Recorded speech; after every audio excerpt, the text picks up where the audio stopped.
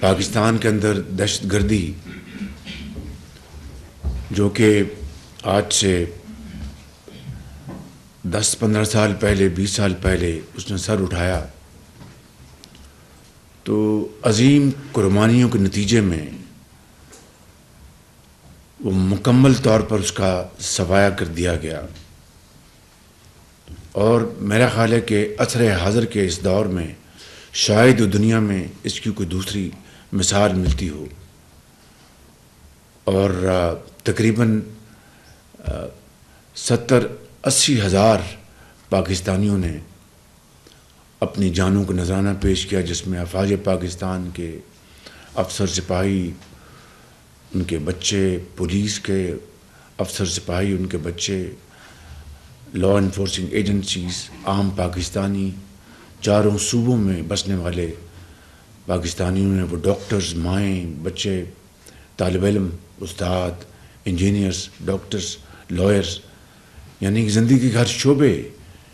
کے فرد نے اس قربانی میں حصہ لیا اور مکمل طور پر اس کا صفایا ہو گیا۔ بدقسمتی سے پھر چند سال پہلے اس نے سر اٹھایا، اس کی وجوہات میں اس وقت نہیں جا رہا، لیکن حقیقت یہ ہے کہ اتنی عظیم قربانیوں کے بعد اور بے پناہ توانائیاں خرچ کرنے کے بعد اور وسائل خرچ کرنے کے بعد اس دہشت گردی کا واپس آنا ایک کسی بھی المیہ سے کم نہیں۔ اب دوبارہ اس کا سر کچلنے کے لیے ہمارے یہی شہید اور غازی ہتھیلی پہ جان رکھ کر ان کا مقابلہ کر رہے ہیں۔ میں بھی چند دن پہلے لیفٹیننٹ کرنل سید کاشف شہید اور کیپٹن احمد بدر شہید کے والدین اور گھر والوں سے میں ملنے گیا۔ آپ یقین کریں کہ ان کا جو حوصلہ تھا اس نے میرا ایمان تازہ کر دیا۔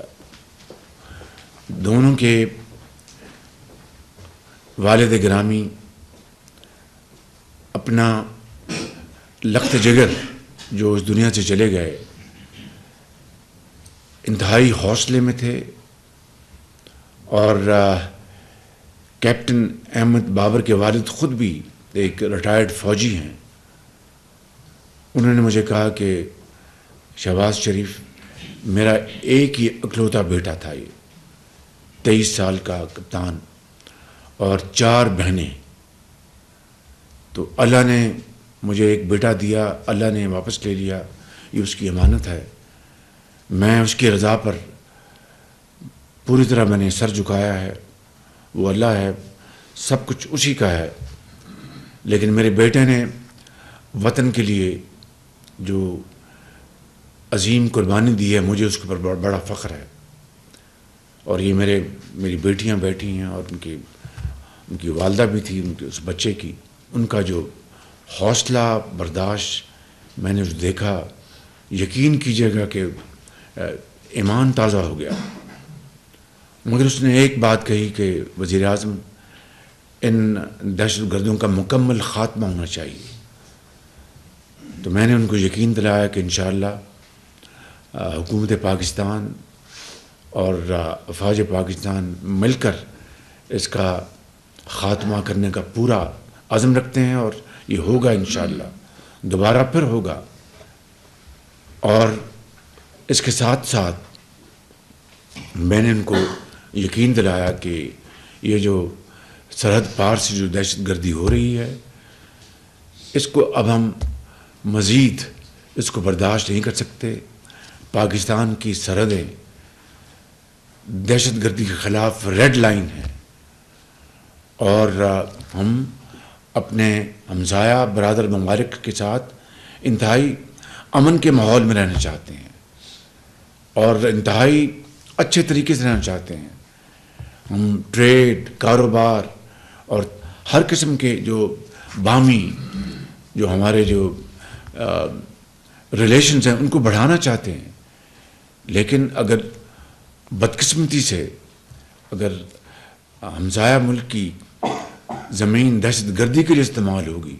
تو یہ اب قابل برداشت نہیں ہے، اور یہ بات بڑی واضح رہنی چاہیے کہ we will not tolerate any kind of terrorism from across the border under no circumstances. اس کے ساتھ ساتھ میں ان ہمسایہ ممالک میں گزارش کروں گا کہ ہمارے یہ برادر ممالک ہیں کہ آئیں بیٹھیں مل کر دہشت گردی کے خلاف ایک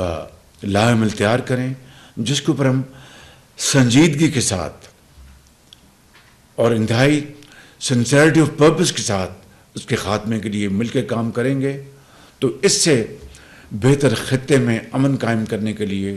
غربت اور بے روزگاری کے خاتمے کے لیے اور کوئی میں سمجھتا ہوں کہ لاعمل نہیں ہو سکتا۔ مجھے امید ہے کہ اس حوالے سے ہمارے یہ جو ہمسایہ ملک ہے وہ ان کی جو ارباب اختیار ہیں وہ میری اس تجویز کو، مخلصانہ تجویز کو وہ غور سے اس کو لیں گے اور مل کر انشاءاللہ ہم خطے کو امن کا گہوارہ بنائیں گے۔ Honourable members, I M F کے ساتھ جو گفتگو ہوئی ہے وہ ابھی آنریبل فائنانس منسٹر اس کے بارے میں آپ کو اعتماد میں لیں گے، لیکن یہ بات ذہن میں رہنی چاہیے کہ پچھلی حکومت میں ہم نے پاکستان کو جو دیوالیہ ہونے کے بہت قریب آ چکا تھا اس کو بچانے کے لیے ہم نے جہاں پر تمام اپنی اجتماعی کاوشیں صرف کیں وہاں پر ہم نے اپنا سیاسی اثاثہ بھی خرچ کیا، جس کا مجھے کبھی ملال نہیں تھا اور نہ ہوگا نہ رہے گا، اس لیے کہ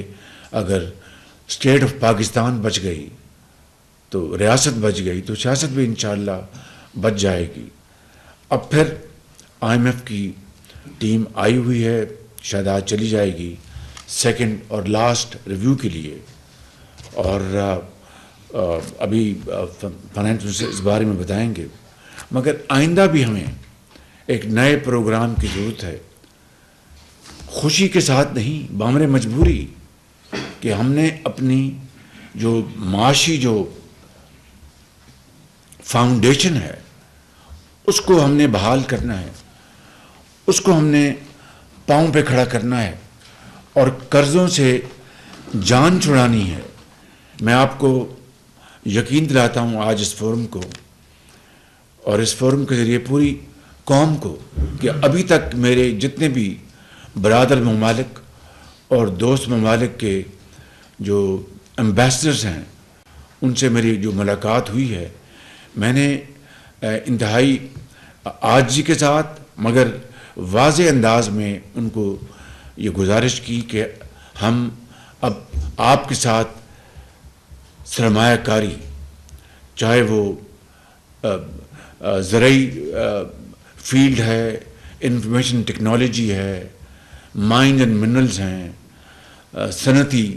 ہمارے ادارے ہیں، ایکسپورٹ زونز ہیں، انڈسٹریل زونز ہیں، یہ وہ ایریاز ہیں جہاں پر انشاءاللہ ہم بینکبل ہم پروپوزیشن بنا کے آپ کو پیش کریں گے انشاءاللہ بہت جلد۔ اس کے اوپر کام شروع ہو چکا ہوا ہے، ماضی میں بھی ہم نے جب ہماری جو 16 ماہ کی گورنمنٹ تھی SIFC کے ذریعے ہم نے کافی کام کیا اور انٹرم پیریڈ میں بھی کافی کام ہوا، لیکن اب انشاءاللہ یہ نئی منتخب حکومت آئی ہے تو نئے مینڈیٹ کے ساتھ انشاءاللہ ہم اس کے اوپر کام کریں گے۔ تو میں نے ان کو کہا کہ یہ لون کے رول اوورز اور مزید قرضے یہ پاکستان کے لیے انتہائی نقصان دہ ہیں، اور ہمارا یہ ایک کانشیس فیصلہ ہے کہ ہم اب مزید قرضے لینے سے انتہائی کوشش کریں گے کہ کم از کم اس میں ہم قرضے لیں جہاں پر اس کے علاوہ کوئی اور ہمارا گزارا نہیں ہے، اور آہستہ آہستہ انشاءاللہ ہم قرضوں سے جان چھڑا لیں گے۔ اور اس کا واحد طریقہ ہے کہ ہم جو انویسٹمنٹس لے کے آئیں اس کے لیے پاکستان کے ماحول کو سازگار بنائیں، چاہے وہ ہمارا سیاسی ماحول ہے، معاشی ماحول ہے، اور ایک پاکستان کے اندر ایک یکجہتی پیدا کریں، اور اس کے لیے یقیناً جو ہماری جو پیشکش تھی پچھلی پارلیمنٹ میں چارٹر آف اکانومی، اس کے ساتھ ساتھ ہمیں یکجہتی کا بھی چارٹر پیش کرنا چاہیے، جس کی میں گزارش کر چکا ہوں آج پھر کہ مل کر ہم پاکستان کو ہم چیلنجز سے نکالنے کے لیے یکجہتی اور معاشی ترقی یہ دونوں لازم و ملزوم ہیں۔ تو اس کے لیے انشاءاللہ بڑی تیزی کے ساتھ اس کے اوپر کام ہو رہا ہے، اور میں آج 2-3 باتیں یہاں پر عرض کرنا چاہتا ہوں کہ پہلی بات تو یہ ہے کہ جو ہمارے جو محصولات ہیں 2400 ارب روپے کے محصولات جو ہیں وہ اس وقت یا ٹرائیبونلز کے پاس ہیں یا عدالتوں میں وہ ان کے مقدمات چل رہے ہیں۔ 2400 ارب روپے، یعنی 2 کھرب اور 400 ارب روپے۔ میں نے لاء منسٹر صاحب کو کی خدمت میں گزارش کی کہ مہربانی کر کے ان ٹرائیبونل سے میٹنگ کریں اور کہیں کہ انصاف کی بنیاد پر جلد سے جلد فیصلہ کریں۔ اسی طریقے سے میں پاکستان کی سپریم کورٹ کے چیف جسٹس صاحب کی خدمت میں ملتمس ہوں کہ وہ مہربانی کر کے، یہ بہت بڑی ان کی ایک کنٹریبیوشن ہوگی کہ وہ تمام ہائی کورٹس کو، تمام وہاں پر ان کو یہ اگر فرما دیں کہ جو اس وقت جو کیسز ہیں سب جوڈس، ان کا جلد سے جلد میرٹ پر فیصلہ ہو جائے، تاکہ ہمیں پتہ چلے کہ کون سے محصولات ہیں جو کہ اب سرکار کے خزانے میں آنے ہیں، اور کون سے محصولات جو ہیں ان کے بارے میں واجبات جن کے بارے میں کورٹوں نے فیصلہ دے دیا۔